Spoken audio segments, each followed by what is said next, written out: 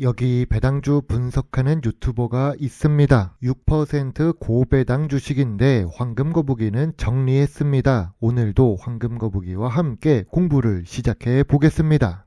황금거북이는 2026년 4월 베트남 호치민 여행 중입니다. 오전에도 그렇고 저녁에도 그렇고 거리를 다니다 보면 많은 활기찬 사람들을 볼 수가 있습니다. 젊은 사람이 많다는 것은 앞으로 성장할 가능성이 높지요. 제가 늘 언급하는 미래 성장성과도 관련이 있습니다. 호치민도 베트남이 이렇게 발전할 줄 알았을까요? 10년 동안 3배 상승한 에이스 베트남 30 ETF 같은 것도 나중에 제 포트폴리오에 넣어야 할지 고민을 좀 해봐야 할 것 같습니다.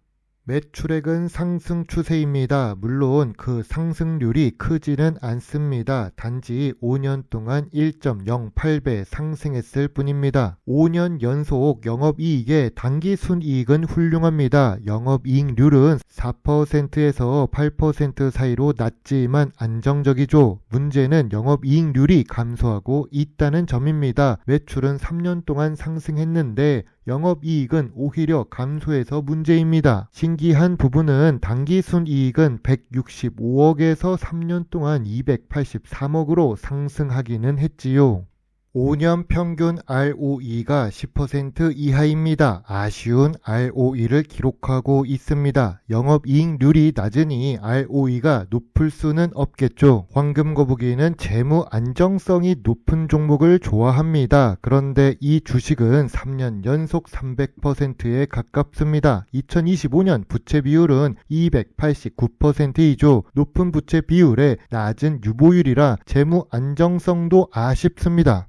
오늘 분석할 종목은 AJ네트웍스입니다. 배당률이 무려 6%가 넘는 고배당 주식입니다. 그런데도 황금거북이는 AJ네트웍스 주식을 정리했습니다. 운송 및 렌트 서비스 업종에 있고 배당 주식입니다. 시가총액은 아직 2천억대로 소형 주식이죠. 재무제표는 괜찮지만 재무 안정성이나 ROE가 아쉬운 AJ네트웍스입니다. 매출은 상승 추세인데 영업이익은 감소 추세이죠. 당기순이익은 그래도 3년 동안 올라간 이 고배당주 AJ네트웍스를 황금거북이는 왜 정리했을까요? 지금은 한 주만 남아 있습니다. 2025년 2월 52주 최저가로 내려온 AJ네트웍스를 황금거북이는 분석한 적이 있습니다. 그 당시에 3,785원이라서 저점 구간은 맞지만 저평가 구간은 아니라고 했는데요. 이후에 저평가 구간이라고 언급했던 3,600원 아래로 짧게 2번 정도만 내려갔었습니다. 완전히 저평가 구간 아래인 3,000원까지는 내려가지 않아서 황금거북이도 큰 금액 투자하지는 못했죠. 그리고 기본 투자 지표의 한계만 충족하기 때문에 원래도 큰 금액을 투자하기 어려운 주식입니다. 그래서 황금거북이는 AJ네트웍스 매수 단가는 3,700원에 100만원 이하로만 투자를 했었습니다. 100만원 이하 소액 매수한 이유는 간단합니다. AJ네트웍스 자체가 저점 매수세가 들어올 수 있는 구간이었고 투자 점수는 5.5점밖에 안 되었기 때문입니다. 앞자리가 4,000원 이하에서만 매력이 있었고 고배당 매력이 있는데 왜 매도를 했을까요?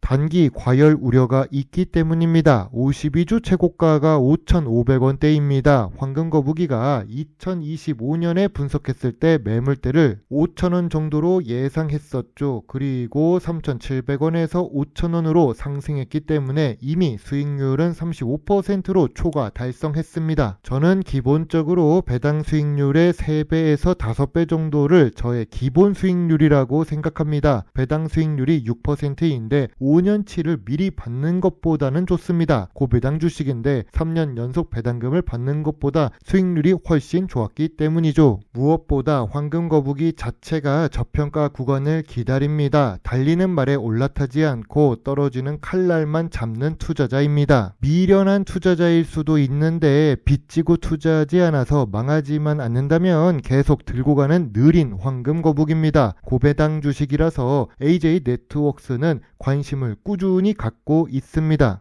그래도 AJ 네트웍스는 산업 현장에서 렌털 로봇이 확산하는 중에 있습니다. AJ 네트웍스는 두산 로보틱스와 레인보우 로보틱스 등과 협력해서 제조기업 대상 협동 로봇 렌털 사업을 추진하고 있습니다. 지난해에는 KT의 서빙 로봇 4,000대를 인수해 외식업 시장도 공략하고 있습니다. 이런 내용만 보면 왜 매도했는지 이해가 안 갑니다. 로봇 렌털도 잘하고 있는데 말이죠.